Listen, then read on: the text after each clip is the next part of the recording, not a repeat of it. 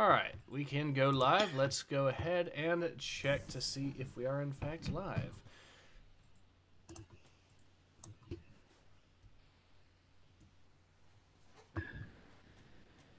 Looks like we're live. Of course, I have a car crash advertisement first. Of course. Alright, well, we are... And then next we have coffee. Of course. Alright. No, that's not coffee. that's iced tea alcohol? What the... That is surprising and weird, yeah. Alright, hello everyone. We are definitely live. So hello everyone. Ace here with Xerius. Sup, boyos? And today, welcome to the podcast. So we've actually got a few things to be talking about, but it's a lot of, well, for me at least, it's a lot of small stuff. So there are probably going to be more topics, but there's going to be less time covered on each topic, just to let you guys know. Nathan X 2000 says for £2, maybe this donation will lure Ace out. Thank you for the donation. I should apologize. I forgot to set the time. It's supposed to be 2 o'clock, not like normal, but I forgot that. So yeah. Science Smile says iced tequila. Brother Kakio says re. And yeah, well, Of course he is. so we're gonna try that. Are we gonna try that podcast layout? Oh, I forgot again. I haven't set it up, so I'll do that next week. How's that? Once I figure out how to get it working. All right. So, yeah, we do have a thanks to Osmocon, who is, if you're watching, a thank you. I just haven't managed to set it up yet. But I should have plenty of time this week to actually get it properly set up and tested. So that way, once we're ready, we should be able to use that new format. But anyways, well, how would you, would you like to go, Xerius? Would you like to go first, Xerius, or shall I? I think I probably have the more topics, I think you can go. All right. I think you can go first. Okay, so first of all, how is everyone today? Yes, that is actually a good question. I hope everyone is doing all right. But yeah, I know everyone but me got sleep. I'm sorry to hear that. Stupid thunderstorms. Well, if Yes, it's like freaking five minutes until 6 a.m.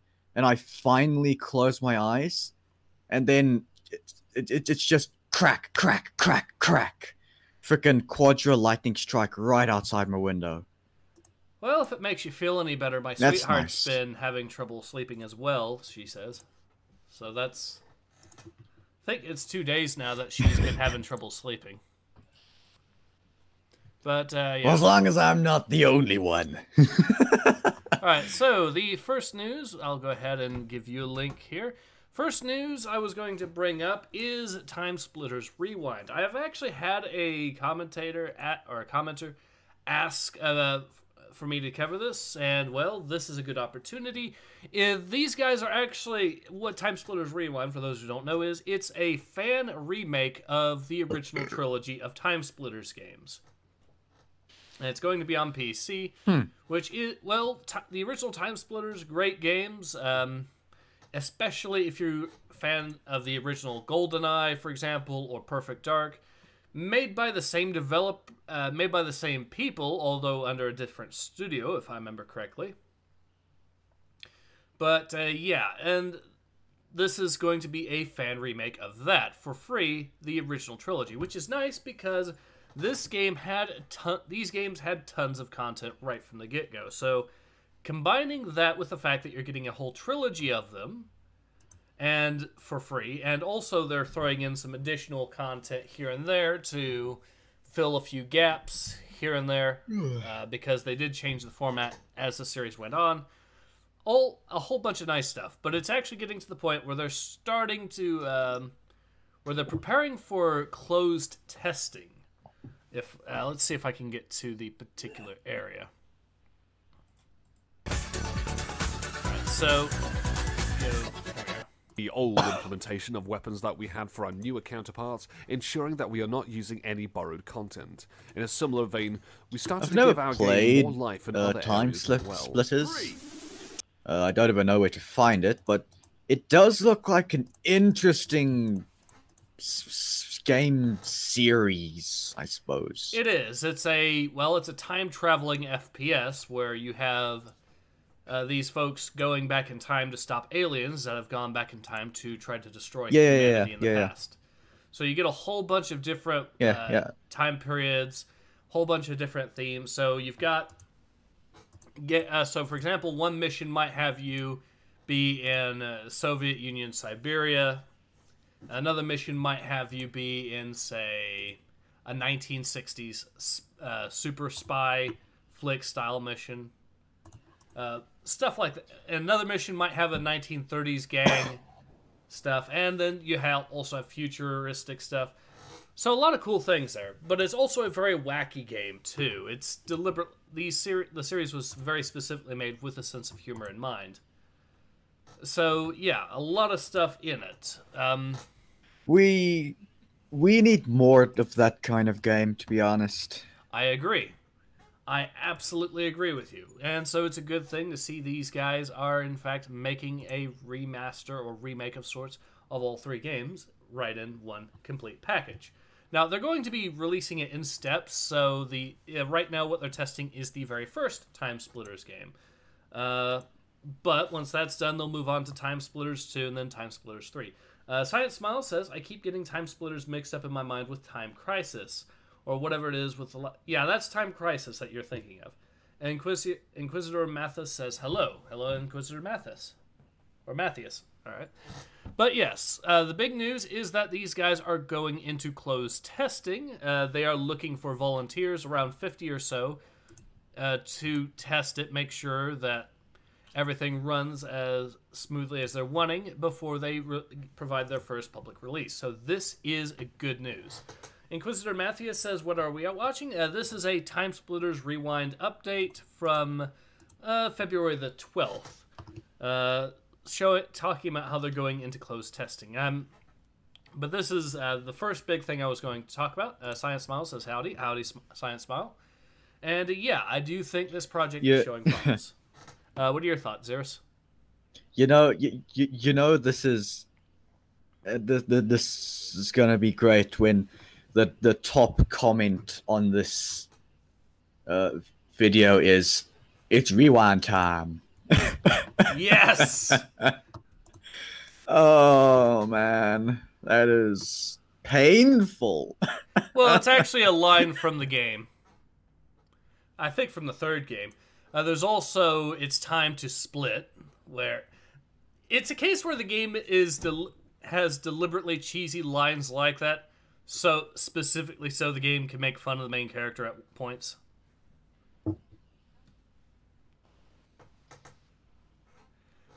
Oh man. But yeah, it's the game. The game, like I said, does have a good sense of humor, though. Definitely, the original trilogy definitely worth it. It's one of those game. I've heard people like G-Man Lives, for example, call Time Splitters as the franchise that best did FPS on console controllers, which should tell you about how good the controls are known for being on that particular franchise. I've actually even done videos covering the improvements emulation when it comes to Xbox emulation with some of the Time Splitter games on the Xbox. Inquisitor Matthias says, interesting, I never knew about this game. Emulations. Hope the remaster is really good, says Matthias. Yes, it does look like it. They're even, like I said, adding new content. Because there were certain modes that the first game had, the second two didn't, and there was also modes of play that the third games had that the first one didn't, so they're actually adding in additional stuff to fill in those gaps. But yeah, anyways, so all I really have to say when it comes to Time Splitters Rewind, I am looking forward to covering when it finally does get its first public release, but which will probably be an open beta, just a heads up. And it would be, of course, once again an open beta of the original game. But yeah, promising, and what more is there really to say? So, Xerius, would you like to cover any particular topic? Well, I suppose we can talk about good old Necromunda. All right. Let me see if I can find that video you sent me. Yeah, there is. Yeah. Yes. Oh, by the way, that. Okay, go ahead. Get rid of that. No, go ahead, go ahead. Just mumbling to myself. All right, so let's see. Kisrael says, only ever played a demo, but I did play it a lot and was weirded out by how GoldenEye it was. Mostly knew them from Second Sight. Man, I want Second Sight to get a remake. All right. Seeker says, the only exposure I had with Time Splitters was its soundtrack used in Gmod Tower. Yes, it was badass. Yes, it is. Only exposure to Time Splitters I've had is one G-Man Lives review. And I enjoyed watching that. But yeah. You know what game they also should remake once they... 007 Agent of... 007 Nightfire is what they should remake as another game. God, that was fun. Especially that Alpine map. Glorious gameplay on that one.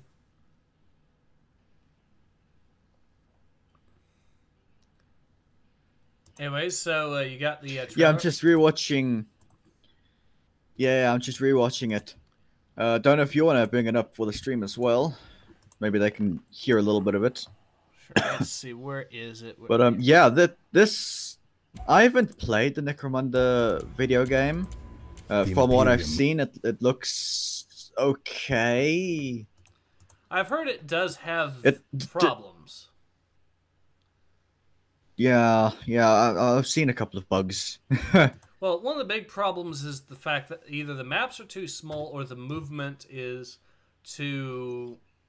Or they give you way too much movement to the tune that you can actually cross the map several times in a turn. And this is supposed to be a turn-based strategy. Oh, that sounds nuts. It kind of is. But yeah. Yeah, this is something I've been thinking about for a few days, ever since... Well, Calkill kind of brought it up with a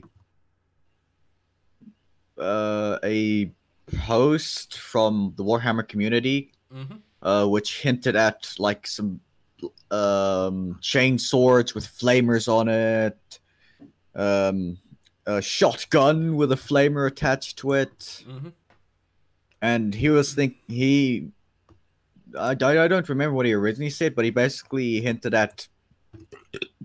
Oh, excuse me. He thought that maybe the Redeemer is gonna be coming back. Now, at first, I was like, nah, he's not gonna come back to mainstream Necromunda. But then I started thinking, and I was like, well. And then Ace here sent me this trailer, which clearly shows the Redemption Cult.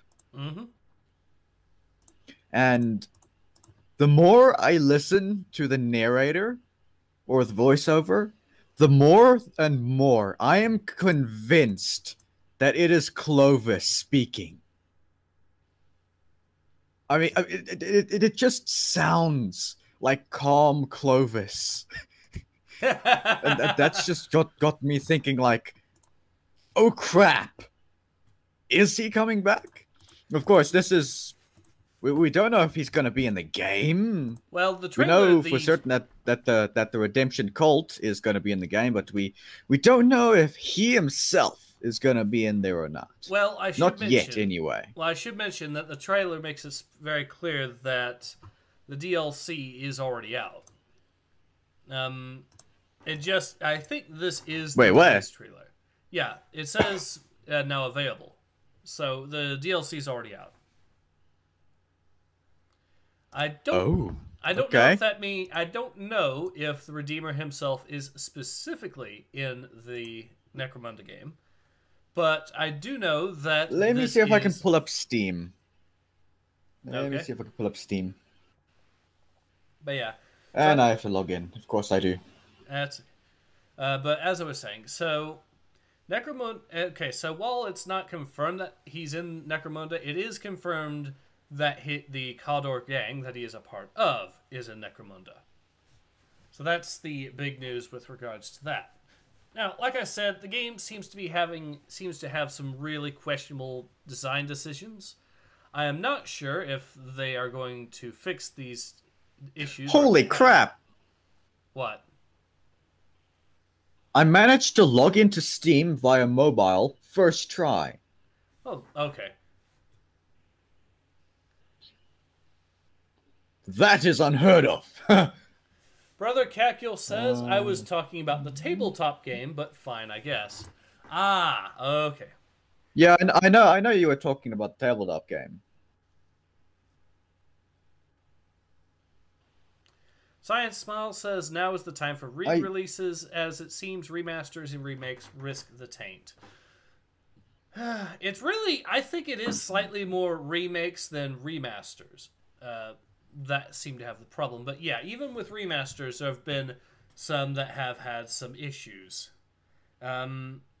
Commandos 2 being a really, really good example. Inquisitor Matthias says, damn, I thought Norway was being invaded. I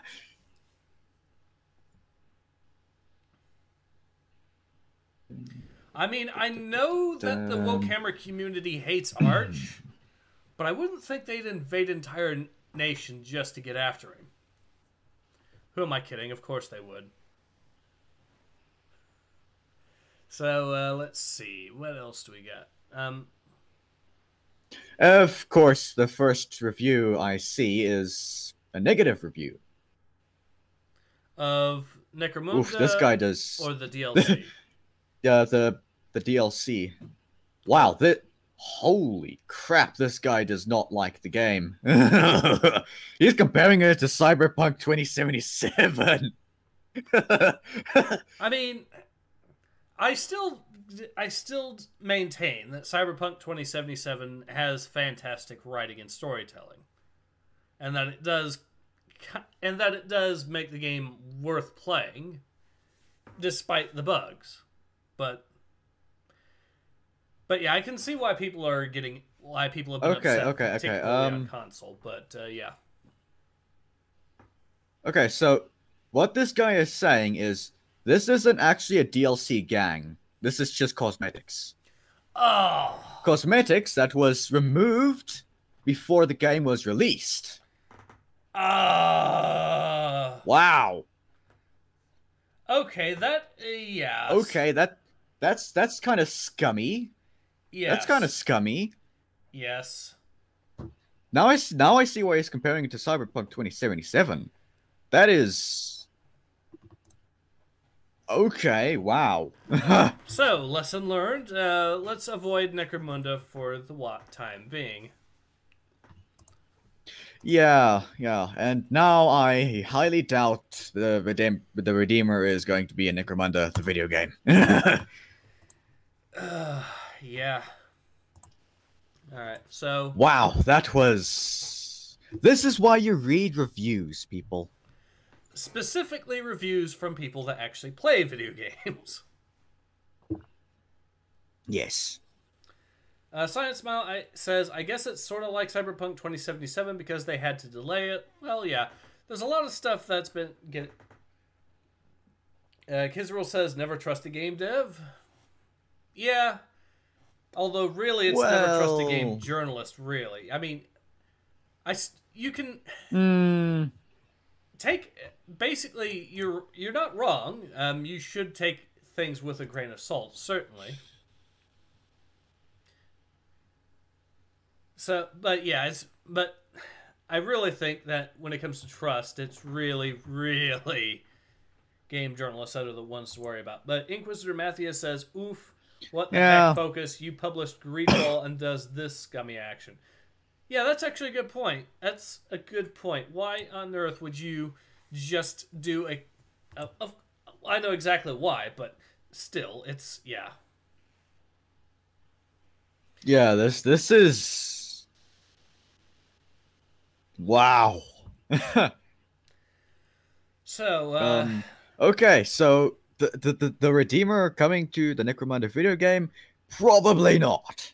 mm, Now, do I think the Redeemer is coming back to mainstream Necromunda, specifically the tabletop? I don't know. I don't know. There's not much to go off of, really. I mean, we have hints that the Redemption Cult is coming back to mainstream. Okay, well, I haven't looked at or played Necromunda tabletop at all, so I don't know if the Redemption Cult is already on tabletop. But from what I'm seeing, at least the Redemption Cult is coming to tabletop. The Redeemer, I don't know. I don't know. But if he does come back, I think you already know what I want to do.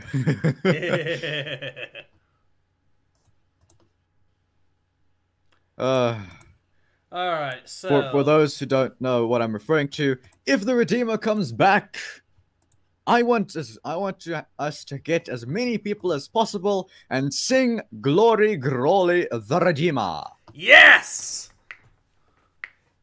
yes, exactly. Do it. All right. So Hell yeah. let me read some of the more comments here. Kisril says, honestly, never trust anyone in the game biz that isn't you or another player. Yes, that is a fair assessment. And fuck these days with vertical slices and shit. I have to take what I say with a grain of salt. Yeah, unfortunately, that is also true. Science Smile. The lesson is, do not appraise a game. A promise, appraise the product. Don't get hyped. Absolutely true. Science Smile says, never mind, you can't even do that because they just patch the shittiness in after you buy it. Yeah. Yeah, that's also true. I mean,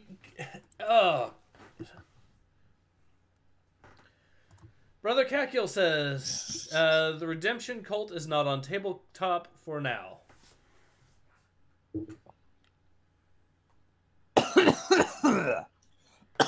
Wrong hole. Ow.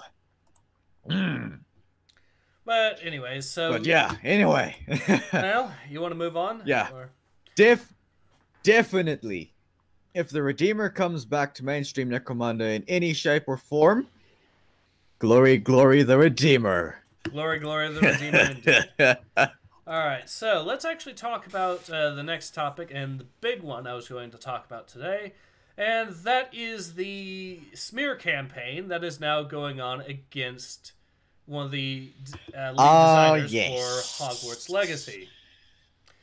Now, yep, I saw that. Now, for those who don't know, Hogwarts Legacy obviously is a game based on the Harry Potter franchise. The idea of this one being it's a role-play game set in the Harry Potter universe where you are playing in the late 19th century, I believe, is the particular time period that they are going for. And it does seem like it is going to be a proper open-world single-player RPG. At least that's the impression that I got from the trailer. Now, granted, if you're... It better be single player.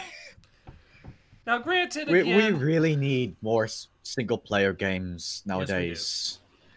Yes, it's especially open-world RPGs. Like, seriously. Inquisitor Matthias says this is becoming pretty common these days. No Man's Sky, despite its flop at launch now, is a decent game. The same is going on for Imperator, that it is trying to find an identity. Yeah, that's true. Imperator?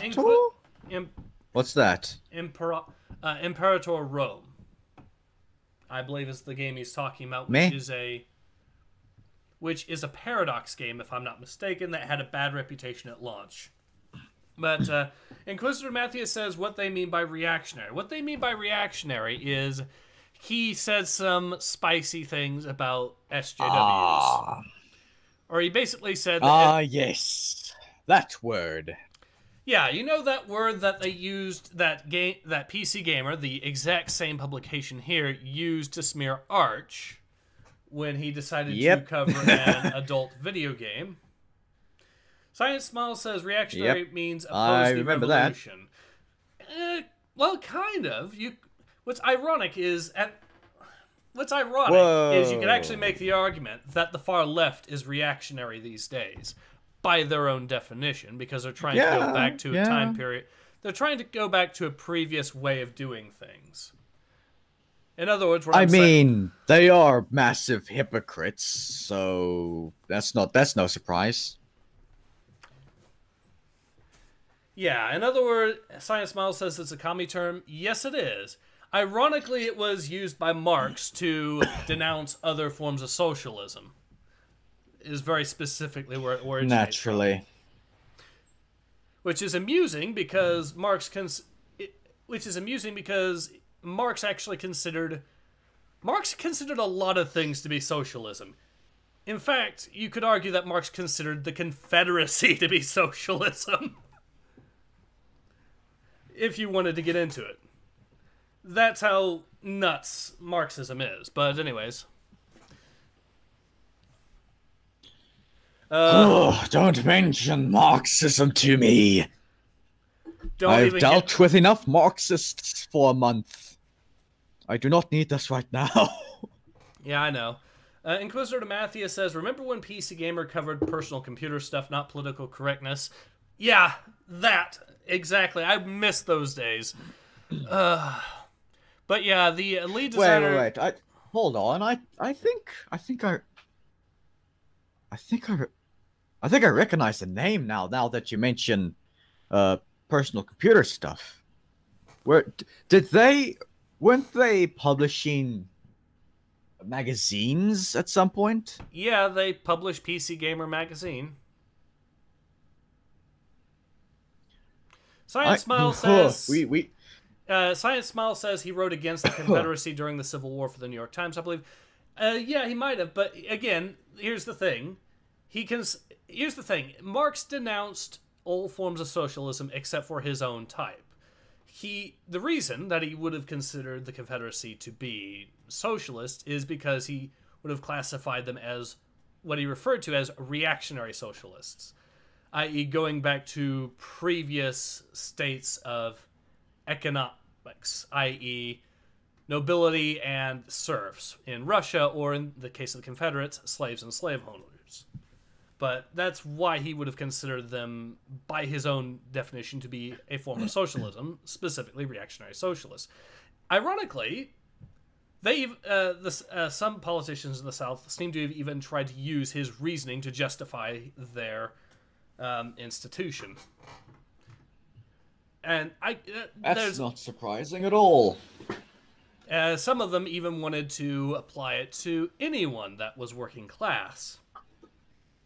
Kizriel says, Kizriel says, given the lefty lack of attention span and why they read another book meme exists, lefty movers and shakers really need to hit a Harry Potter game hard and fast to get their agenda in. It'll get worse than it is. By the way, that is like, let's go back to gaming and talk a little bit about Harry Potter games. I will say this: Harry Potter actually has a decent record when it comes to video games. There were definitely flops. The 2 Deathly Hollow games were awful, and the Sorcerer's Stone game was notoriously buggy.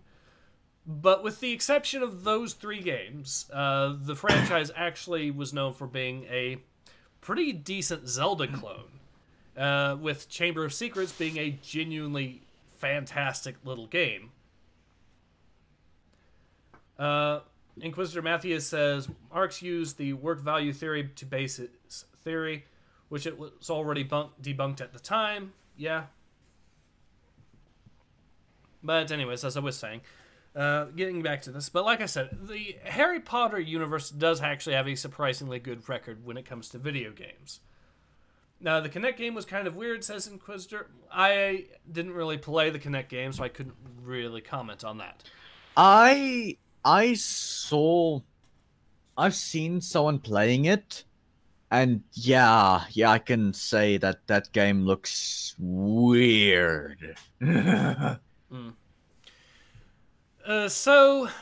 yeah, anyways, as I was saying, ultimately, I do think the idea of a open world roleplay game set in the Harry Potter universe could actually work quite nicely. But it is a massive shame that the lead designer, Levite here, Troy Levite, is getting slammed and smeared the way he is.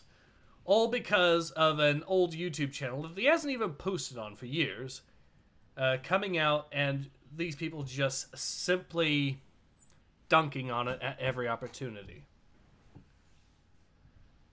I would just like to say something. Cancel culture doesn't exist. Cancel culture is a made-up term by the right wing as an excuse for their actions. What are we currently looking at now? Yeah, well, we are looking at yet another good example of, you guessed it, cancel culture. What's amusing is that the guy that brought this all up, Liam Robertson, is claiming that he is not trying to, quote, cancel Levite, even though he's basically trying to cause a massive smear campaign because Levite committed the crime, the horrendous crime of wrongthink. But, yeah. No, guys, you don't get it. I'm not canceling him. You can trust me because I say I'm not. Don't you understand? I say I'm not. Therefore, I am not. I am not canceling him. Believe everything I say. Yeah. Science Model says, you know what's really weird to think about? Lincoln and Marx were pen pals. I have heard that, but... Well, given the fact that Marx routinely operated, I mean, the guy wrote for the New York Times, which has become one of the largest news publications in the entire world, and was friends with various nobility. It's not surprising, given the sort of charlatan that Marx was. Inquisitor Matthias says, you know, I'm not trying to cancel you, but I already canceling you. Science Model says, isn't it nice that any old psychopath can decide the consequences you should suffer if they happen not to like you saying, for instance, speech has consequences? But yeah, like I said, it is insane, the sort of smear campaign, all because, and the channel isn't even a big channel, so if you actually look at it, he's only got 26,000 subs. It's more than mine, by a considerable portion. It's 2.5 times my size, but he also hasn't even uploaded. That's definitely more than mine. He hasn't even uploaded in 2 years. And one of his videos here, The Injustice of Social Justice, which, boy, isn't that an accurate statement of truth, isn't it? But Kizreal says, I'm not trying to cancel him, said in the same tone as when I fuck up in Hitman, and now a crowd are looking at the angry bold man aiming a gun at the target.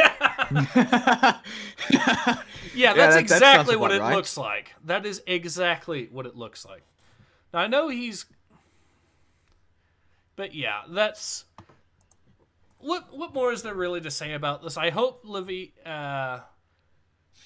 actually is able to, of course, pull out a great game despite the efforts of the journalists to try to smear him. Ooh, hold on. Is that a Warhammer video I'm seeing on this channel? Let me check.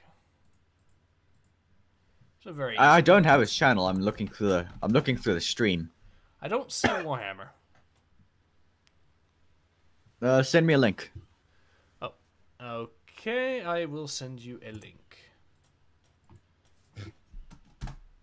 There you go.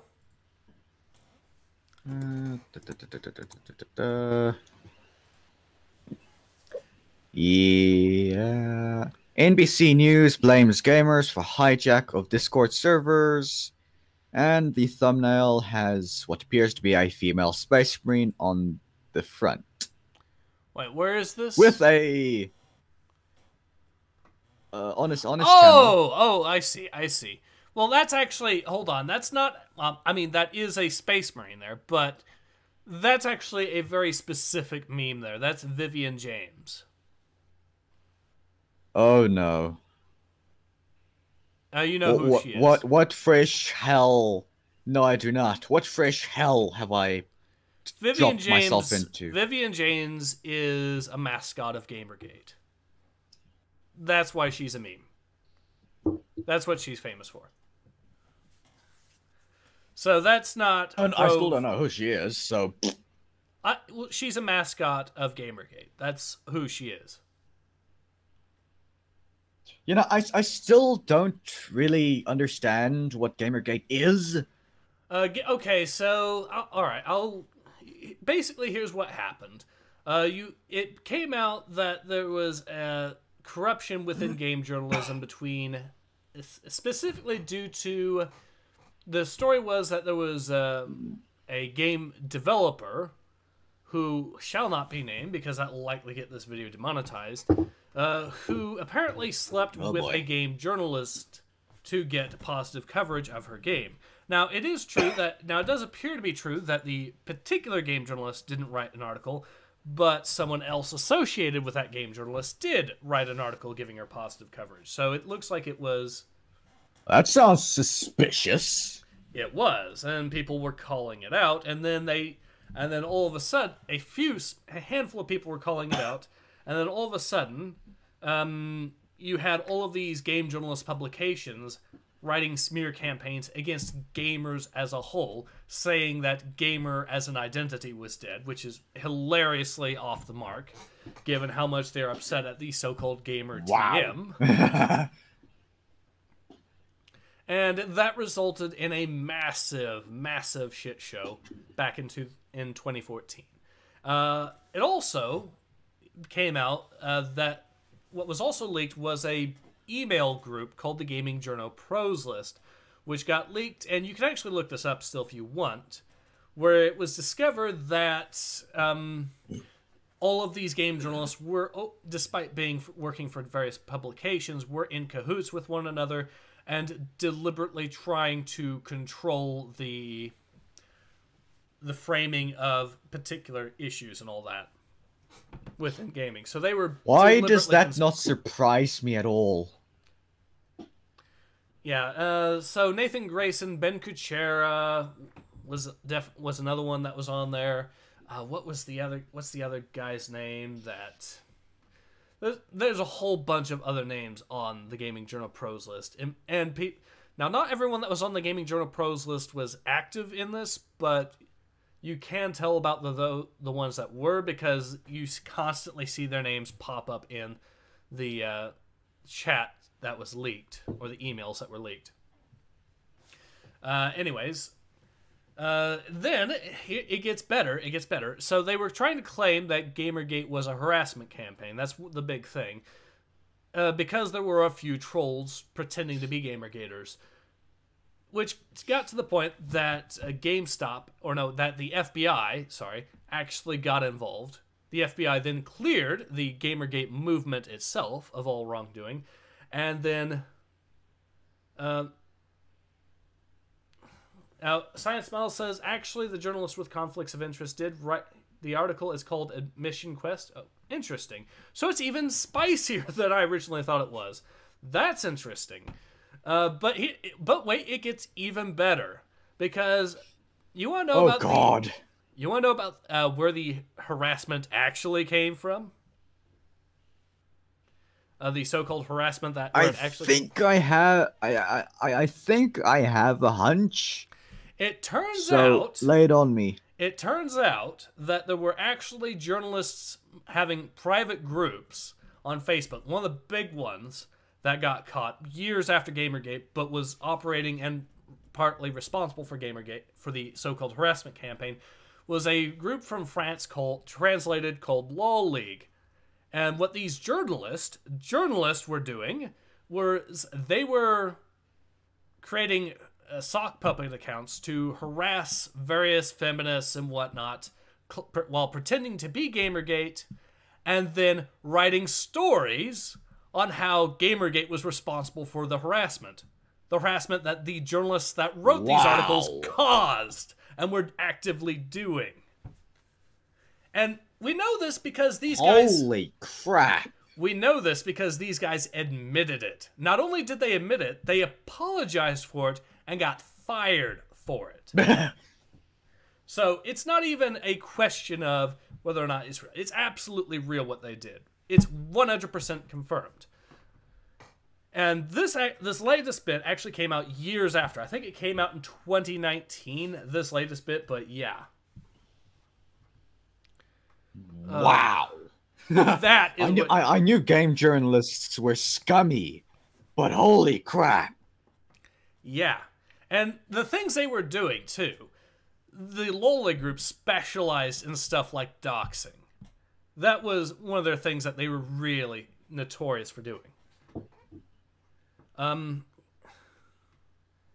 Keysreal says, because of all this shit for games, tabletop, comics, music, cartoons, etc., as one playbook, 1, be incompetent, agenda-driven, nepotistic child, 2, question mark, it died, move on to the next trend. Inquisitor Matthias says, the joy of wrong title is intriguing. I agree.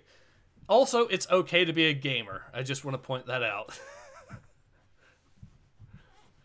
Science Smile says... It's alright to be a gamer. Science Smile also says, and of course that Ars Technica anti-gamergator that got busted by the FBI for soliciting certain things. Holy crap. Yeah. This is what game journalism looks like. Wow.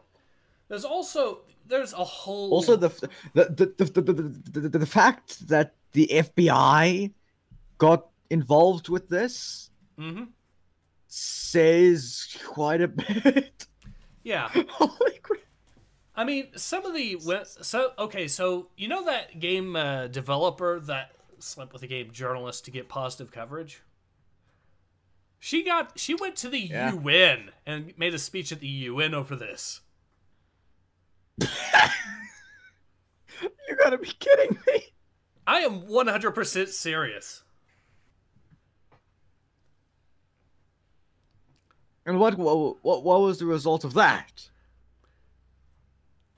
A bunch of virtue signaling, let's be honest, but yeah, it's still... Yeah. Anyways. Wow. So, yeah, Science Small, the UN didn't get involved. That's...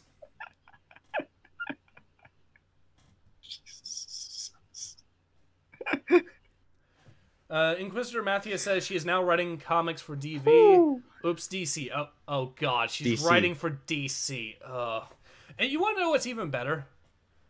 There's a particular game journalist and YouTuber who was doing voice lines for one of her projects. Her project has not been updated in years, even though people fundraised it. I think it had an Indiegogo or something. And... Yeah, well... And she hasn't updated it in years. It's basically been all canceled, but she doesn't want to give up all that sweet, sweet money that she had everyone give her.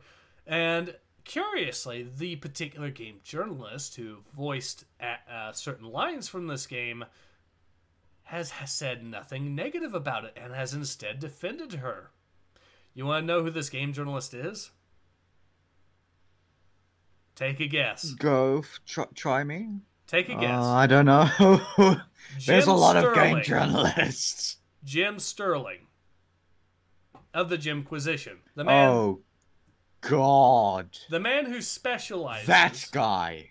The man who specializes and talking about how he is fighting against bad business and against corruption and all that. Yeah, sure, Jim. Sure you are. I mean, you just had to mention the name, and I already knew. I already remembered that this guy is a massive ass hypocrite. And he's just a dumbass and asshole in general. Yeah, alright, so Science Smile says, buy war bonds. This game bad because I say so. Abram Gaunt says, as if you hold anything. I typically just refer to the particular game developer in question as the Quinn pill to avoid. Inquisitor Matthias says Jim non-binary pansexual Sterling. Yeah, they have now actually come out as trans. Okay. Even though less respect for the guy. Nah, well, I personally don't care if Jim comes out as trans or not. Although I do think it's ironic that that Jim has said for years that Jim is not trans for years, and then Jim came out as trans, but that's neither here nor there. But let's go and move on to something else, I guess. This is... okay. But what is this? I literally don't care about Jim's female mascot that you mentioned? Vivian James? Yeah. It was the mascot. Vivian James was just the mascot of Gamergate. That's really all there is to it. She starred in a few of her own indie games as well, but later on that were made by Gamergaters, but that's really all there is to it.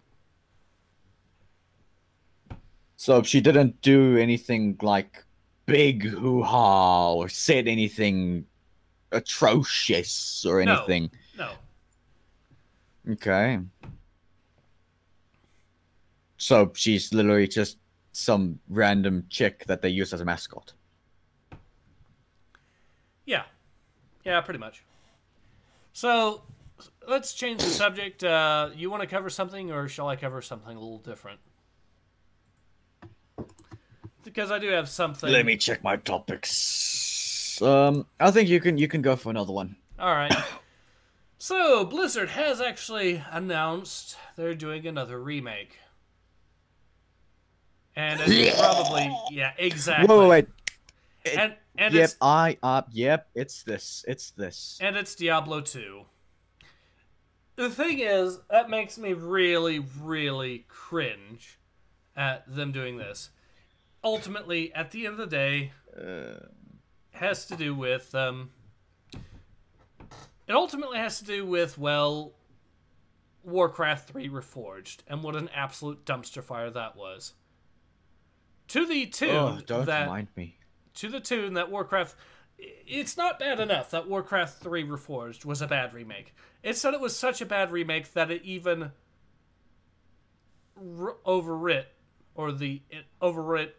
it even changed the original game. So you couldn't even play the original version of Warcraft 3 if you wanted to without sailing the high seas. Science Model says their choice of subtitle does not inspire confidence. Yeah. But it's really ultimately and also the fact that it is $40 for this remake. No thanks. But if you want, you could get for $20 more, you could get the Prime Evo collection, which includes, I guess, an improved version of Diablo 3. It looks like they're either adding a new thing to Diablo 3, or they are, I don't know what they're doing with it, but yeah, so for $20, so this is deliberately being done to sell you $60 if you don't have Diablo 3. It makes much more sense to get this version. Which, yeah, that is some pretty scummy... It's not the worst pricing practice I've seen, but it is not good. And speaking of not good, it's not the only thing I have to complain about when it comes to Blizzard and remaking stuff. Because they also have the Essentials Pack, or the Celebration Collection. Now... One of the things that this is including is the Blizzard Arcade Collection. 3 retro games that you could play on PC that came out way back in the day, like Lost Vikings, Rock and Roll Racing, and Blackthorn. The problem is, they've bundled this all together. You're not able to get the Blizzard Arcade Collection on its own, at least not from what I can tell. So if you don't have, or if you're just not the sort of person that plays a bunch of Overwatch or... other stuff and don't want the loot boxes or stuff like that, or the extra stuff for StarCraft, Or if you don't own Diablo 3, then congrats, because if you want the Blizzard Arcade Collection, you have to buy all of that along with this for $20. So it's just a way to inflate the price of the Blizzard Arcade Collection. Or you could spend more money. I mean, if you really had everything and wanted to improve your experience with those things, by improve, I mean buy loot boxes and... Sorry. You could spend $60 if you absolutely hated your own wallet, but personally, I would say no. A very strict no on that. Science Smile says, I sure do love when video game editions look like insurance comparison charts. Exactly! Inquisitor Matthew says, I can play rock and roll racing. I also noticed that. Yeah, look at this. This is absolutely ridiculous. No. I mean, it's no surprise when it comes to Blizzard, but bleh. I remember back when StarCraft Remastered, the remaster of the original StarCraft came out, and I bitched about the fact that they had a pre-order bonus for a game that came out originally in 1998. And the remaster is just a patch of the original. It's literally an HD patch of the original.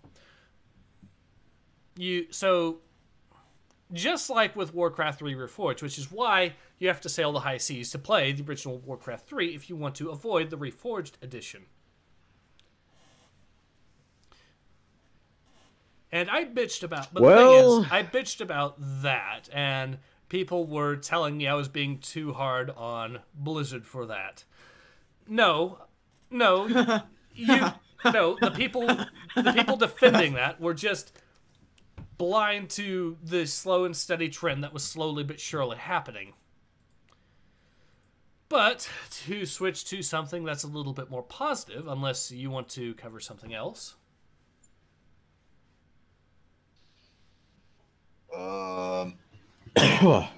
Something positive. Well, I got something real quick here that's also going to be real short. Another remake. Yeah, go for it.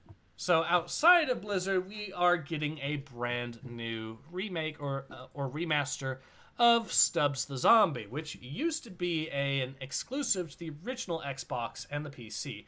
The trailer here is a very, very budget trailer, low-budget trailer, admittedly. I mean, this is a remake or remaster of sorts of the original game, but it is getting ported to all systems. It is getting ported to, including the PC, the PlayStation, the Xbox, and the Switch, and, by the way, both current and last-gen versions. So, I mean, Stubbs the Zombie is a cult classic. It is a decent game. It will be interesting to see, of course, if this version of it is actually as good as the original, but it does look promising. So, it's coming out in March, so yeah, I do hope that these guys actually hit the nail right on the head. And it's even coming to GOG.com, so that's nice. Yeah. But all that really needs to be said about that particular game at this time, so I guess I'll go ahead and let you take it away, Xerius. I completely spaced out watching the announcement trailer. What did you say? I said, well, like I said, it's coming out for all systems, including past gen and current gen. And it's also getting both a Steam and GOG release, which is nice. And like I said, it does look like it might actually be promising. It's a budget trailer, very budget trailer, but it doesn't have to be particularly special as far as the trailer is concerned, given that. Science Mall says fewer zombie butt shots in this version. Oh, God. I'm sorry, what?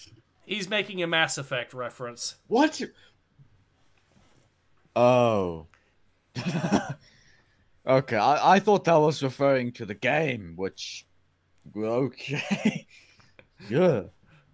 Yeah, no, I have no idea what this game is or was. It's basically Personally, it doesn't look like my kind of game. I mean, I could see some people liking it, but me personally, meh. it's got its audience. I know Kibbs from the Bickering Bunch enjoys this game, so yeah. Yeah, well, that's Kibbs.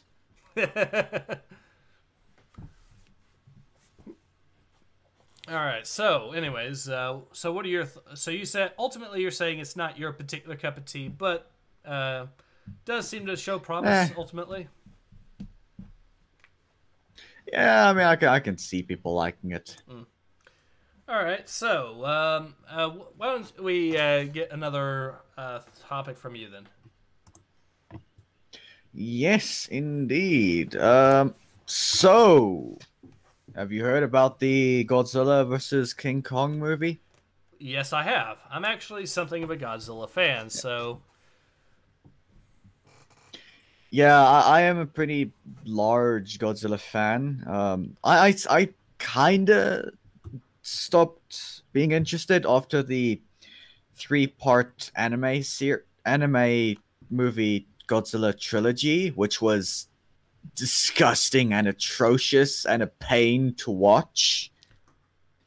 I haven't actually seen that yet. But I mean, that's basically the anime stuff is the only stuff I haven't really watched when it comes to Godzilla.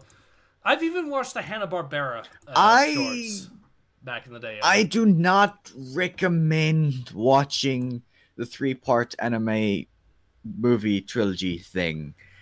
Isn't the whole plot that humanity left Earth and then decided to try to recolonize, and then they discovered the giant monsters? Yeah, kinda. All right. I don't remember. I blocked those quote unquote movies out of my mind. I will say they are an utter and complete waste of time, in my opinion. I will say that I am kind of curious to see if they ever do make at one point a Shin Godzilla sequel, but yeah, I've heard that the anime itself was pretty bad. Ugh, that's an understatement. Inquisitor Matthias says, I had some good conversations. Yeah. Sorry. Inquisitor Matthias says, I had some good conversations go on. About the Mass Effect ass cut because they said that people blew it out of proportion and the scenes were just fan service for fan service sake. Just to be clear, I didn't like the ass cut on Mass Effect. I mean, you could argue in theory that it is a little bit overblown, but here's the thing. There's a few things. First of all, this is what the developers have already admitted to cutting out. And the reason they've cut it out is to appease a certain group that don't play video games.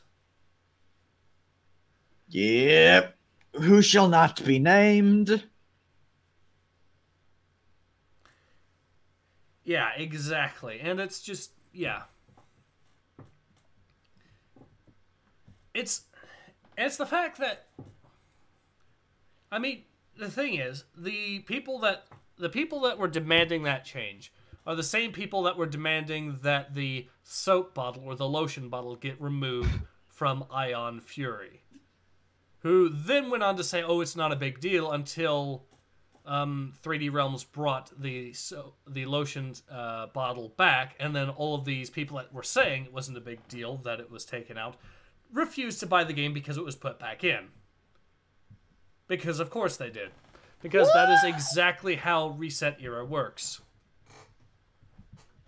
Seriously? Yes. People are freaking out over a lotion bottle? Yes, they did. The lotion bottle that instead of having Olay had Ogay on it. And that was enough to try for the local community to try to get the game canceled.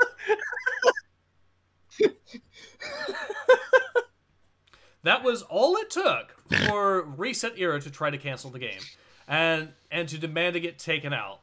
And then they went on, when gamers complained about the censorship, they said, oh, it's not a big deal. And then 3D Realms sided with the gamers and then put it back in. And then all the Reset Era folks said, oh, it's a big deal they took this out. We're not playing the game anymore. We're not going to buy the game. I'm sorry, but that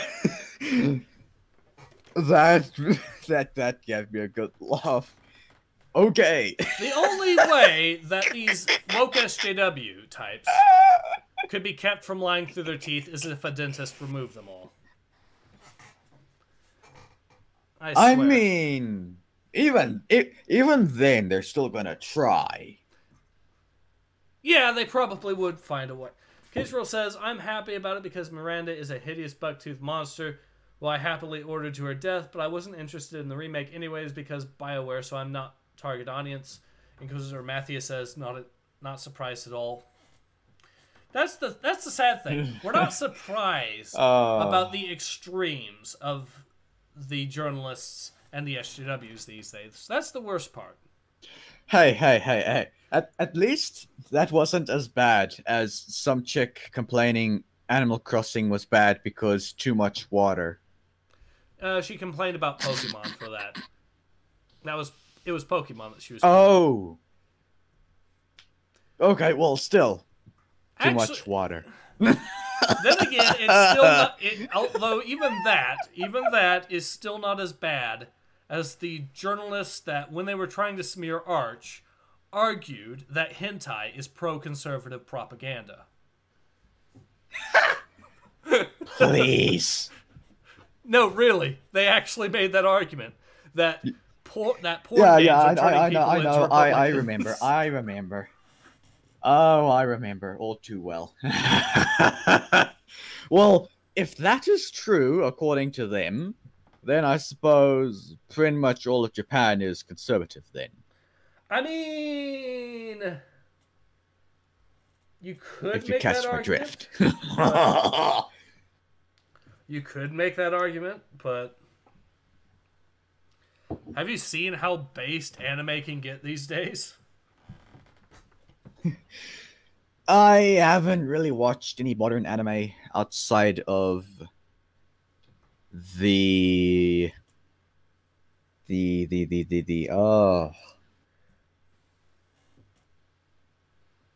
Great Pretender. That's pretty much the only somewhat modern anime I've watched, Okay. and I enjoyed it. Well, anyways, to get to I don't know if you've watched it. I haven't. I have been watching some anime. I'll admit. I recommend it. I haven't. I do need to get back because I haven't watched it, and I haven't really seriously sat down and watched too much anime in about a year or two. So I do need to get back into the swing of it. I'll admit. But let's. Inquisitor Matthias says, hentai is conservative propaganda. Me, you don't know what a conservative is. Exactly. These are the same people that will claim that... Alright, so these same people will argue that Nancy Pelosi is a conservative or right-wing. I'm not kidding. I've actually seen these people make that argument. And it is hilarious. I forget who that is. Oh, okay, Never mind then. But let's segue back to Godzilla. You were talking about Godzilla versus King Kong. What exactly were you wanting to say? All right. So what exactly were you wanting to say about it? I want to say that this movie is going to be utter garbage, and here is why. All right. One, they shrunk Godzilla because reasons. They shrunk Godzilla. Yes. And now, I could be wrong about this, but I am pretty sure that this movie takes place in the same Earth universe or whatever as the previous two Godzilla movies. Uh-huh. So if that is true, it could possibly be not true, then Godzilla should be towering above skyscrapers with ease. He should be towering above some skyscrapers with ease. Depends on the city you're talking about. Godzilla. Yeah, some. The lore, the original. I mean, I think it was based that I think the first movie was in Tokyo.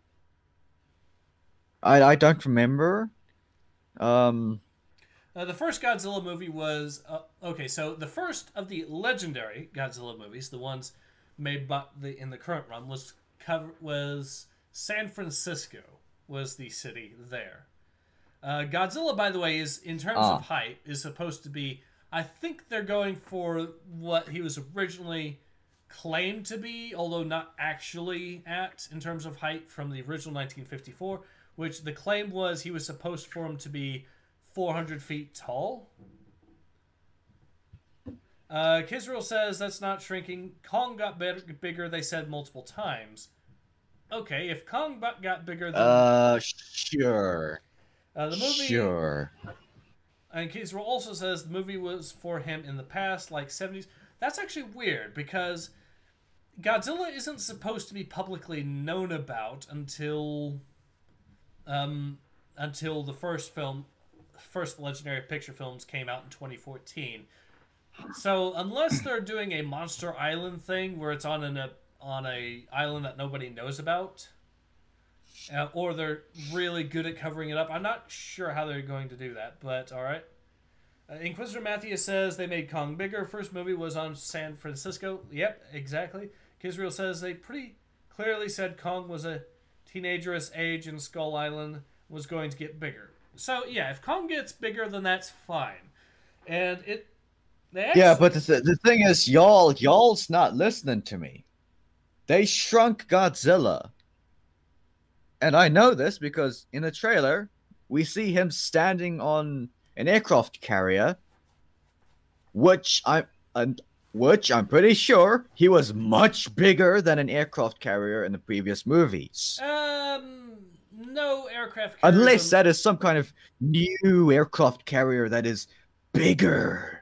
No aircraft carriers would actually be bigger than Godzilla, or at least longer. Godzilla. Like I remember Godzilla being bigger. But I know he was at least big enough that he would probably crush an aircraft carrier. He would. You're right about that. But let me see if I can find the he would certainly trailer. sink it due to his sheer mass. But he would certainly sink it due to his sheer mass. Let me actually look this up real quick. But let me just. I can tell you right now that an aircraft carrier is going to be bigger than Godzilla. Because, like I said, Godzilla is supposed to be 400 feet. The aircraft carrier, your typical aircraft carrier, gets over, if I remember correctly, gets way over 1,000 feet, especially on modern stuff. So yeah, he's actually, okay, so they're actually depicting him to be over 400 feet, which is, this looks like it might, the render looks like it might actually be a leak.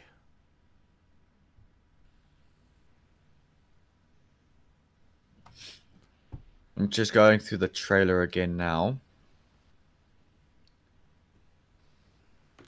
Okay, yeah, okay. Disclaimer: I have not watched the new Kong movie, but I can tell that he has gotten considerably bigger. Mm-hmm. Still just going through the trailer. Give me a moment. Hold on, was that a battleship? I don't know. That's a peach. Godzilla just rammed a battleship. These people are using battleships. Okay, so that does suggest... I'm sorry, what? That does suggest that it would likely be an older time period, which is strange. But I'm going to look this up and see what the trailer looks like myself here, but I'm pretty sure that it's a case where... See, it's taking place in a city, so you would think that it would actually be modern time period just for that reason. Yeah, from what I remember, it was somewhat modern time periods, but they're using a battleship? Maybe Warner Brothers forgot navies don't really use battleships anymore. Or maybe they wanted to put it in because battleships are badass. I mean, they are. But, yeah. So I'm looking at the trailer myself. I don't see the carrier scene that you're talking about in this trailer. This is the one from January 24th. But it does. Wait. Let's see. I Though. mean, Okay, I'm looking. Okay, now I'm looking at. Yeah, I'm that's just a quickly looking battleship at he ran. portions of these jets compared to Godzilla. Those are either really big jets or, like I mentioned, Godzilla got smaller. Still, just going to the trailer real quick. I mean, you'd be surprised just how big jets actually are in real life, but okay, that actually And looks... there he is, climbing on I to see the it. aircraft carrier. That actually, again, that... Here's the thing. Aircraft carriers are massive. So you could actually argue that that's not necessarily them shrinking a Godzilla. Because let's actually see how big a Nimitz class carrier, for example, would be. Just off the top. Hold on, this is weird. I need to find a shot of Godzilla in one of the previous movies. Okay, I've got a good example for you. Ready? The Nimitz class of aircraft carrier measures in at a length of 1,092 feet. It is 2.5 times longer than Godzilla is tall. Alright? Because the measurements for Godzilla should be around 400 feet. And so this is 1,000 feet. The carrier would actually legitimately be bigger than Godzilla. And by not a small margin either. It would still sink really pretty damn quickly. But he is big enough to... And also, his sheer weight would obviously crush the ship as well. But it is actually big enough that if you ignored those two factors, yes... he is actually smaller than the aircraft carrier itself. I'm desperately trying to find some kind of image from King of the Monsters. Okay, so like I said, so looking at the aircraft carrier, that I don't know what it's actually called, but the watchtower looking thing. The conning tower. I suppose. Maybe not the conning tower. It's been a while since I've talked about that, but it's been a long while. So. But you know that kind of almost building on the side of the aircraft carrier. Yes. That looking thing. Yes. So, from what I'm seeing in this trailer, it goes up to almost his knee. How big are those structures in real life? Well, it depends on what you're talking about by definition of going up to his knee. Are we talking about the actual proper tower, or are we talking the antenna? Let's see. Ignore the antenna, just the structure, just the base structure.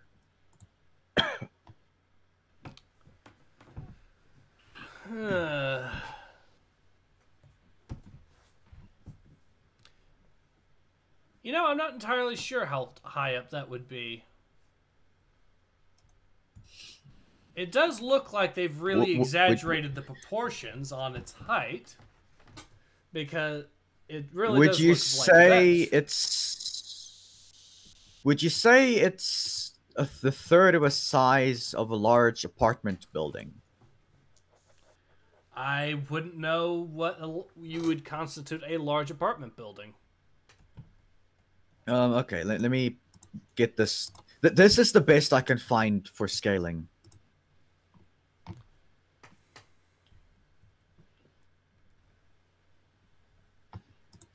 That is literally the best thing I can find for freaking scaling. So, you can see in the trailer, the tower thingamajig goes to almost around about his knee.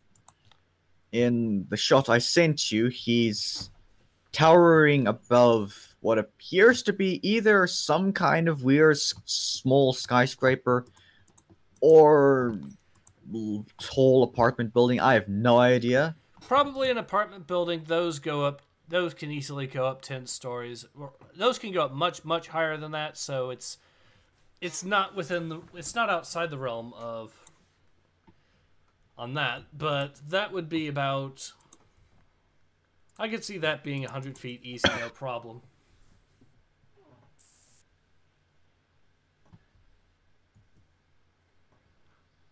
But Godzilla is supposed to be 400? Yeah, he's supposed to be around 400 feet. It does Yeah, you can see his... It does in practice vary a little bit from film to film. Like in the original, they claim they claim he's 200, but he's in more practice more like I think it was 283 in the original 1954 movie, even though they said he was 400, and it varies. There might actually be one that's already done the measurements already and can give us a size comparison. This is very annoying. Because I am looking way too much into this, because I am convinced that he has been shrunk down by some degree. I mean, I know Kong is supposedly bigger, but this does not feel right. Something feels off. Well, here's a good example for you. Are you ready? This is how it has varied over various films and whatnot. Let's see if I can get it here.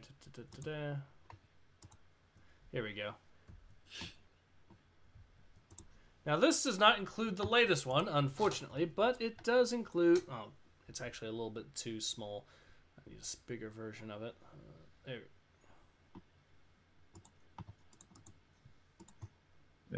Trying. Alright, so I actually have something here for you. Are you looking for Godzilla scales? Yeah, comparing Godzilla I think I do have an updated one somewhere. I don't remember where it was. Kisrael says, I got information from the Spurgs at Wikizilla up now. What era Godzilla size do you want? I was really just going to say 400 feet or so is where it should be at. That is the big one for me. That's the big number that you should want, because that's what they originally claimed he was supposed to be in Godzilla 1954. So for me, that's the standard, the gold standard in terms of size. Which would, if we compare meters to feet, would be... You know what? Let me see if I can find an image with Godzilla next to a human. It would be 121 meters in all, which is the only time he's ever gotten close to that. Has been the only time he's ever actually gotten close to that has been in Godzilla 2019, where he was basically just shy of it. Well, actually, he's gotten close to it also in Shin Godzilla, but generally speaking, Godzilla is normally closer to 100 meters, between 50 to 100 meters, depending on which era you're talking.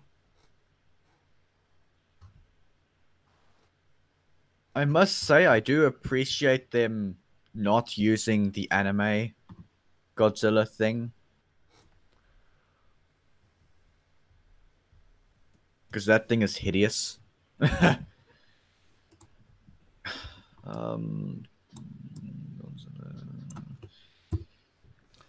Kong during Skull Island was set in the 40... Well, actually it would have been set in the 60s or 70s. Was 100-ish feet. Godzilla, as of the last movie in same continuity, was just under 400. Yes, that is correct. That is absolutely correct.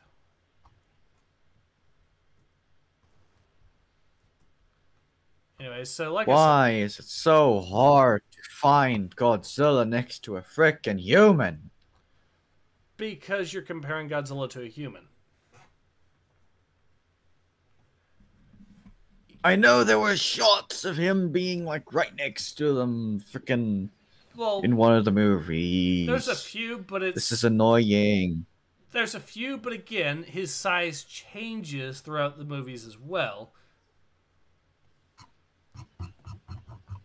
And Why can't people just stick to one size? There's various reasons, but you could argue, but there is actually lore explaining that Godzilla got bigger in certain areas because he consumed more nuclear power. Like, they explained that bit very clearly in Godzilla vs. King Ghidorah, that he got bigger because he consumed an entire nuclear submarine at one point. I know they, in the Heisei series, they made him considerably larger than in the Showa series because that was the reboot, and they wanted to get it closer to how big he was supposed to be. The point is, at the end of the day, his size changes considerably. He's been consistently getting bigger, however, for the most part. But let's actually see what his size. Let's actually see Godzilla versus King Kong size.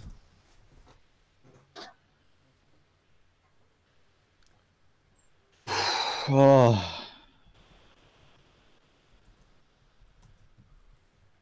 2021. But the point is,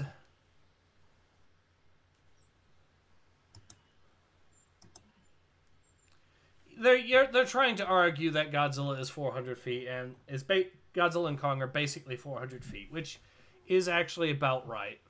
It's just what it's supposed to be. So I don't actually think this is a case of them shrinking Godzilla. I think this is a case of them putting him next to a naval vessel that does actually make Godzilla look small in comparison in real life. Maybe.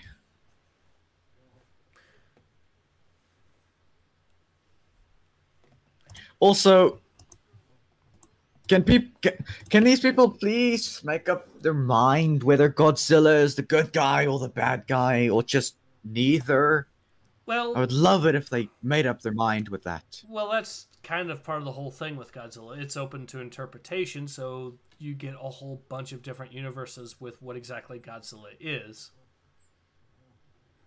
I mean, the original, the thing is, even in the original film in 1954, he wasn't so much... He was the antagonist, but he wasn't actually a villain so much as a wild animal that did wild animal things.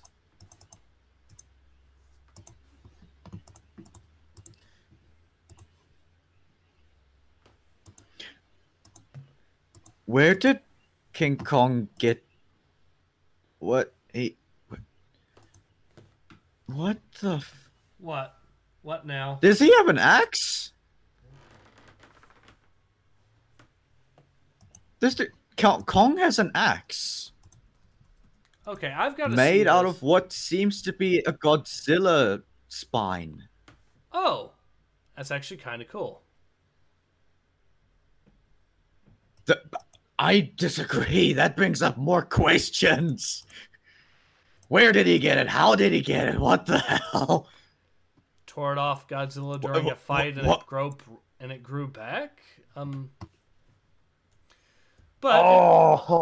it actually, the thing is, that actually is kind of the thing when it But I actually kind of like that idea because, let's be honest, King Kong is kind of at a disadvantage. Would kind of be at a disadvantage otherwise against Godzilla. And it's something that, by the way, they did try to... So here's the thing. In the original King Kong versus Godzilla way back in the 60s, they tried to set it up as well, but it was kind of a difficult sell because Godzilla has atomic breath, which is not something that King Kong can do. King Kong doesn't actually have any special abilities like that.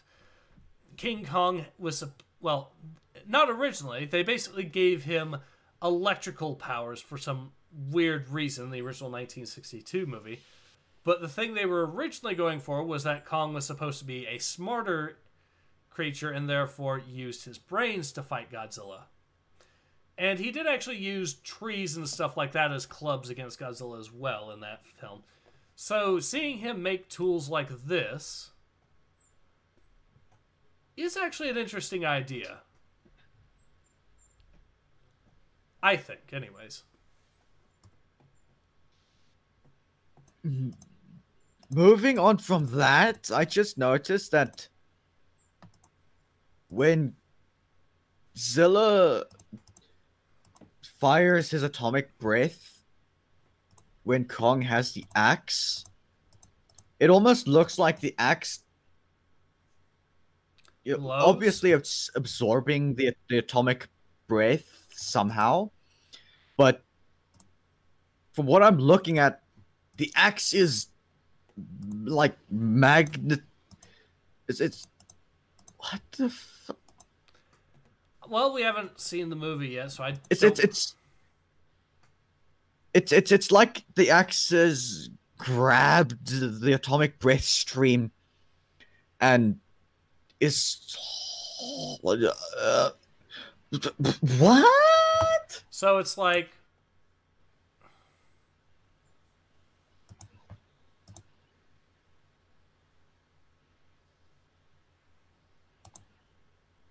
I don't know how to explain I see. So he's it, basically but using it to block the atomic breath. He's yeah, using it but to... then as he's swinging it, the atomic breath stream is stuck to the axe, which does not make sense to me. All right. Well, it's weird, but Maybe it's explained in the movie, but this is hurting my brain. Caseriel says Kong has the power of has the powers of thumbs, which is great, but doesn't do much against radiation and super regeneration. Maybe they give Kong some additional abilities like regeneration or something like that as well. I don't know. Gabriel says by the 7th movie, Kong is going to use a flintlock made out of kaiju bones. Oh god. King Kong firing a musket. Oh god, Please I can no. imagine it. Kazeril says, well, if it's Godzilla's spine and absorbing it, that could actually make... See, that the thing is, that could weirdly... Yeah, well, yes, that is what it's implying, that the spine is absorbing it. Yes. But I don't think it would be... Like, sure, it would be absorbing it, but it wouldn't exactly be forcing Godzilla's head to stay towards the axe head. That doesn't really make much sense to me. Well, want to move on? What the hell am I hearing? I don't know. Probably something offside. Whatever. Okay, this is just hurting my brain. The more and more I try to figure this out.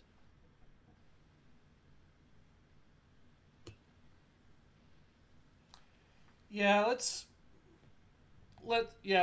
kind of hurting my brain a little bit too now. I think. Oh. So, do you want to move on, or? Yeah, I suppose. Well, I guess there's two more things I can talk about on my end. Smaller things, of course, but first of all, I didn't realize that okay, so I guess full disclosure, I actually, of course, have worked with these guys a little bit in the past, but the folks behind FHSW, or Forgotten Hope Secret Weapons, that mod for Battlefield 1942, have released a brand new update on the 10th, and actually a second update, a patch on the 12th. But their brand new update adds a whole bunch of new stuff to the FHSW mod.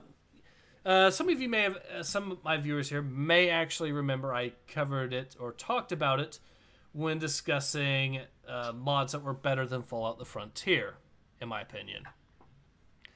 And this is one of them.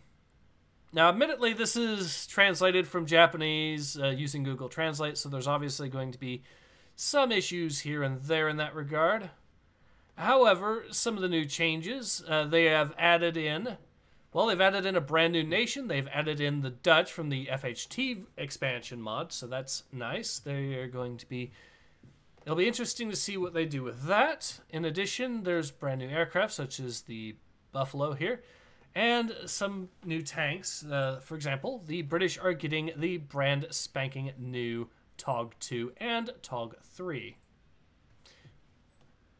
Which were made famous by, well, the TOG 2 being made famous by World of Tanks. So, yeah. Some interesting new stuff there for people that want to try that out. As well as some brand new stuff for other nations as well, including a brand new Italian heavy bomber that they've added. Like I said, I've already covered FHSW in the past, but always a surprise when these guys put out a new update, including brand new stuff like this, and yeah. Personally, I do hope that at some point they, of course, add in proper single-player support, but until then, I guess we use what we got, right? Anyways, so, do you want me to send you a link by chance? No, that's okay. All right. What is this for now? It's Forgotten Hope Secret Weapons. It is an expansion mod for the original Forgotten Hope for Battlefield 1942. Battlefield game. Okay. The original Battlefield game. And like I said, adding a whole bunch of new stuff, including a brand new playable nation in the form of the Dutch, who are getting... Wait! They actually fixed co-op! Oh my god! Woo! Oh boy, I know what I'm going to be playing now. You don't understand. I have not seen co-op in Forgotten Hope Secret Weapons, proper co-op, since version, what, 4.2 or something like that? Way back in the day. And yeah, you basically had to have two versions of it, one for single player and one for multiplayer. So the fact that they are adding, or that they've actually started fixing co-op in some of the maps, that is really good news. That combined with the new nation, the new tanks, the new aircraft, and all that, yeah. Okay, yeah, definitely yes. Oh, by the way, in case for those of you who are curious and want to try this out, Battlefield 1942 is already free. So, and has been made freeware since 2012. So combine that with the fact that the game, or the mods, are all free, and you've got, well, this.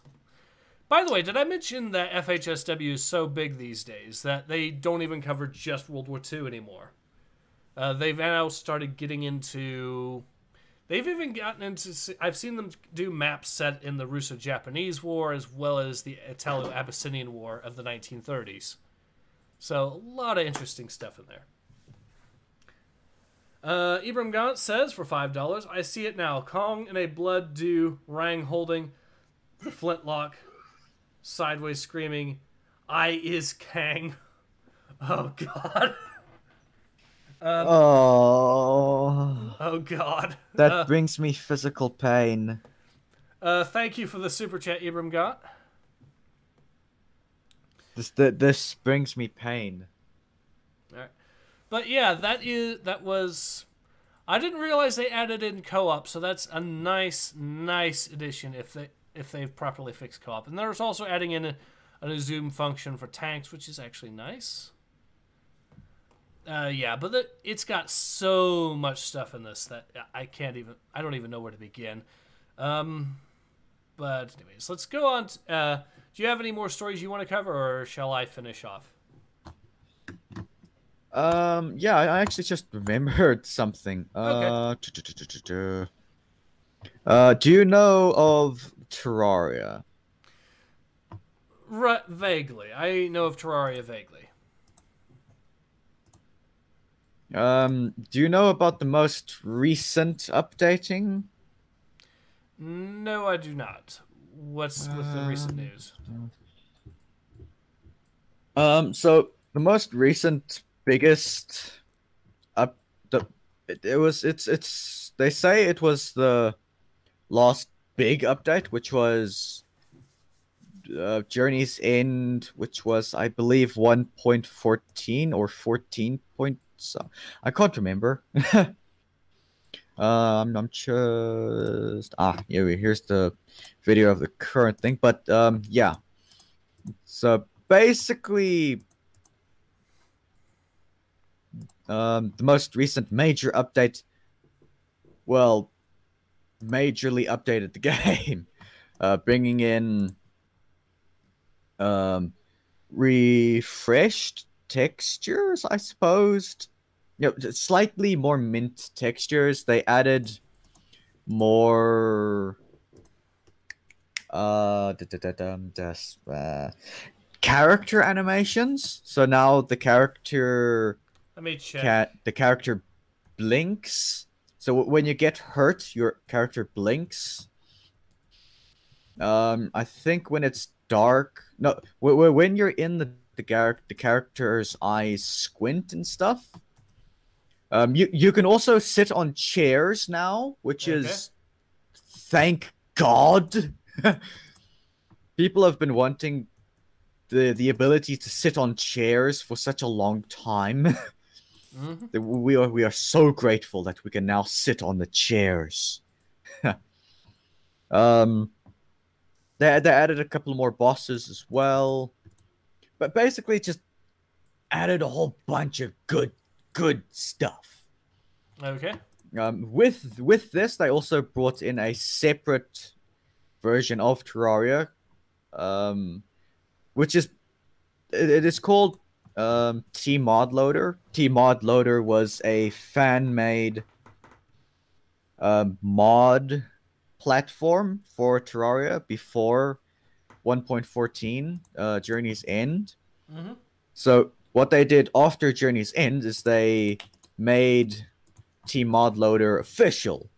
So now you can play official Terraria post Journey's End, and then separately you can play T-Mod Loader, which is Terraria before Journey's End, which could still support mods. Okay.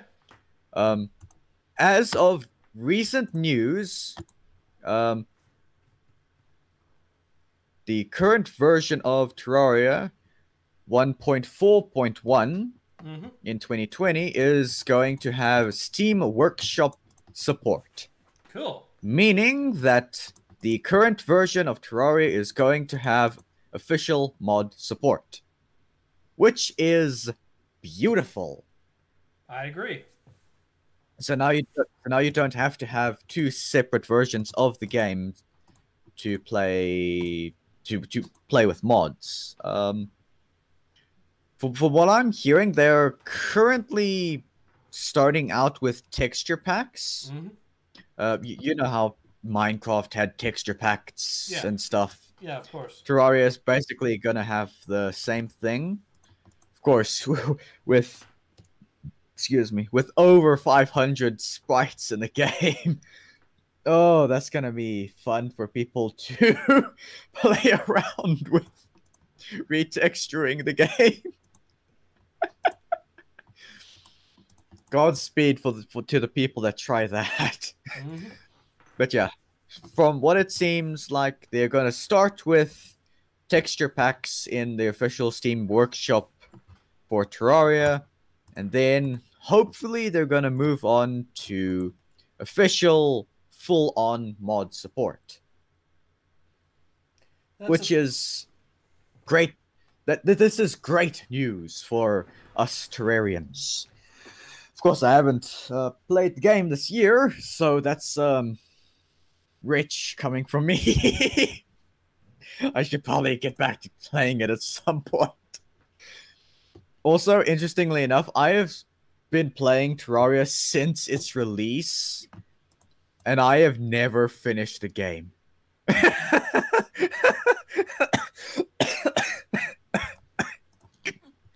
I mean, to be fair, there's a lot of seriously, games that are just not really meant to be finished by design. No, Terraria is Oh, one game that you absolutely can finish. I just never have gotten to the end. Same with Minecraft. I have not beaten the end, anything remotely close to the end of the game in Minecraft either, and I have also been playing that since the release. Well, granted, I have been playing it, the Seven Seas versions, but still. all right. Well, uh, Inquisitor Matthias says Terraria have an Inquisitor ending. Matthias. Yep. Yeah. Um, Well, here's I the do not believe it has a proper ending. It has the final bosses and stuff, but no like dialogue or cutscenes or anything that I know of. As I said, I haven't beaten the game, so I don't know. But from what I've seen from gameplays and playthroughs and stuff, there is nothing like that. Again, that I know of. And so ultimately, it does sound like it's really promising, though, that the game is getting official mod support. That does sound like the sort of thing that the developers. It does sound like it is a really, really good sign and a really. That does sound like something for fans to look forward to, definitely. Oh, absolutely.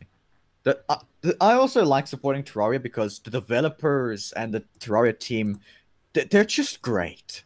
They are just great. I don't know if they did win the Labor of Love Steam Award.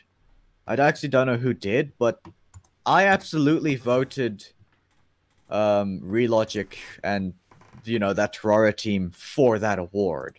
All right. Because these people have been passionate and loving with this game since its release, and that is just inspiring and beautiful to see. They're also really interactive with the community, which is rare, to put it mildly, nowadays. So that's another reason why I support them, because I want my game developers and stuff to be interactive with the community of the game that they made. So they know what they're doing and that they're doing and that what they are doing is good and people like it.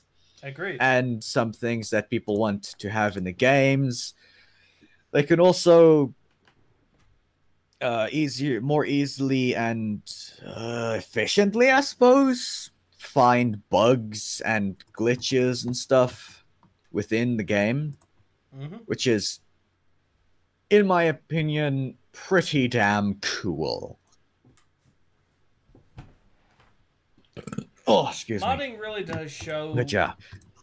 Modding really does add so much to a game that it cannot be overstated. Oh, definitely. Oh, definitely. Most of the games I play, I enjoy because of the sheer amount of modding they have. Like, I am having a lot of fun with XCOM 2 and the wacky mods it has. Like, I'm current. At first, I was like, okay, Space Marines and Sisters of Battle Force. And then later on, I was like, Clone Troopers and Battle Droids Force. And now, what the hell? Rogue Advent. So now I've basically got my force is basically some special characters that I made, a bunch of Space Marines. You got Terminators and regular Space Marines, which is fun. All colored in my custom homebrew, of course. I did have a Sister of Battle, but she recently kind of died. Oh, massive F for her. F in the chat, boys. She was. I had her since I started playing XCOM 2. like the vanilla, she was the only one that survived after the first mission that I played. The first character, I mean. So it is heartbreaking to see her go. Oh. Which is also why I actually I actually grabbed her corpse and brought it back with me.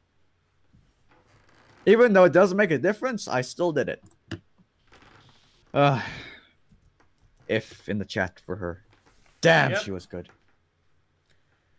All right. She was also a badass, and she was Spanish. Right, so to read, let's go ahead and read some of the comments here real quickly. Ibram Gant says, the only reason I'm playing Fallout 4 is modded to piss. Inquisitor Matthias says, Fallout 4, bad RPG, good sandbox. Yes. Alright, well. Inquisitor Matthias says, you need to pray for the XCOM gods. Ibram Gant says F, and so does Inquisitor Matthias. Inquisitor Matthias says, they are ruthless. So, yeah, the thing is, I would agree. The thing is, I've got this little mod that expands my squad size to unnecessary amounts. So, and I'm playing War of the Chosen, which is supposed to be challenging, apparently. Even though the Chosen are kind of pathetic.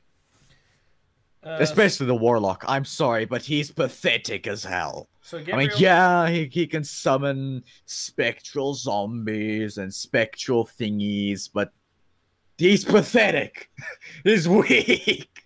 He can't even teleport like the assassin can. The assassin. Now, she is a pain in my ass. Alright, so Gabriel Elio says, now I want to know the color of his Space Marines. You can't leave it like that. Haha. My Space Marines are main color is bone, secondary and tertiary is dark gray and / or black. And the eye lenses, I make all kinds of weird colors. One can be blue, one can be purple, one can be pink, one can be yellow. Personally, I really like the look of blue and pink eye lenses for my homebrew. Excuse me. Alright, so, if you're all right with it, I guess we can move on to the final topic I was going to be talking about. This is going to be a short one if it's okay with you. Yeah, that's cool. Alright, so, recent leaks regarding the new Call of Duty game, which suggests that it may either be Korea or World War II that's going to be the time period. People are saying either or. The recent rumor is, though, 50s, so Korea is what it looks like it's going to be. Now, I'll admit,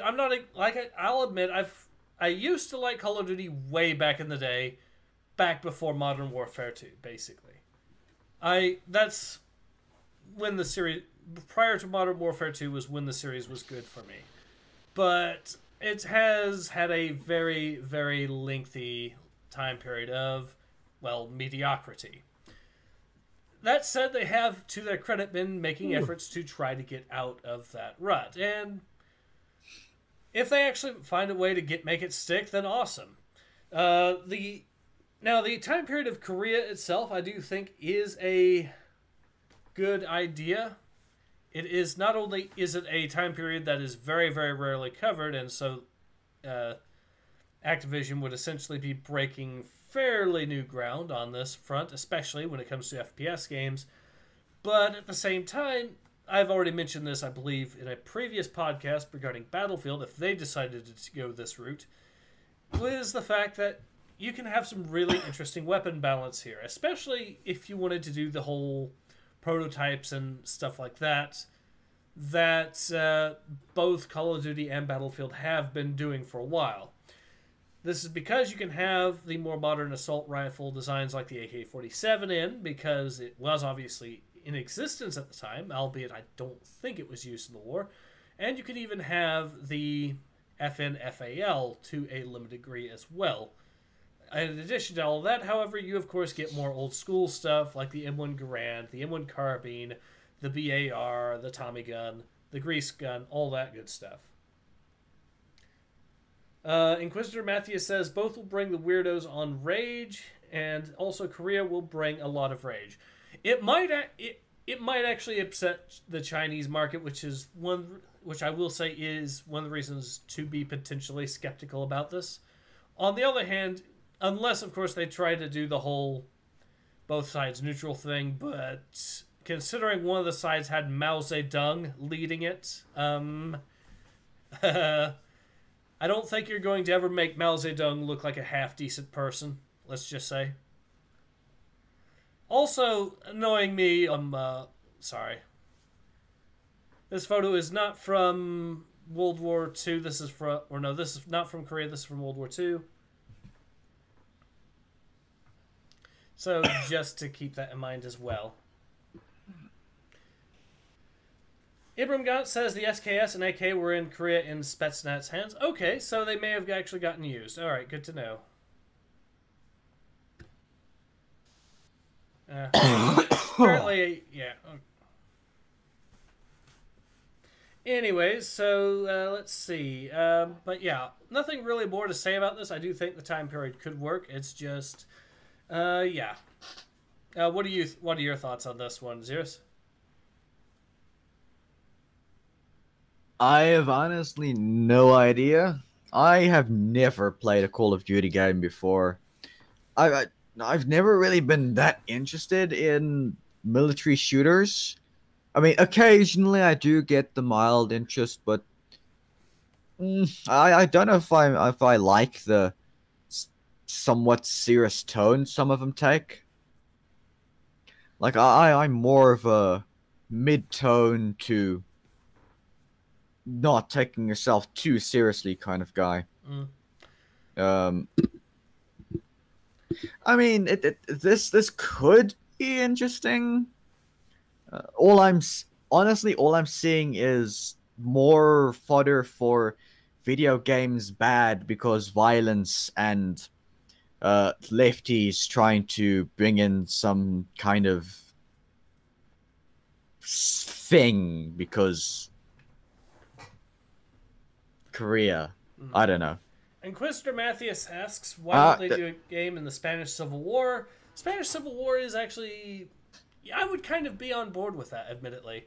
I think part of the reason is because a lot of people... It gets overshadowed by World War II, and also considering the fact that both the two sides of the Spanish Civil War were backed by Stalin on one side and Hitler on the other, I could see that being a reason also why right there as well.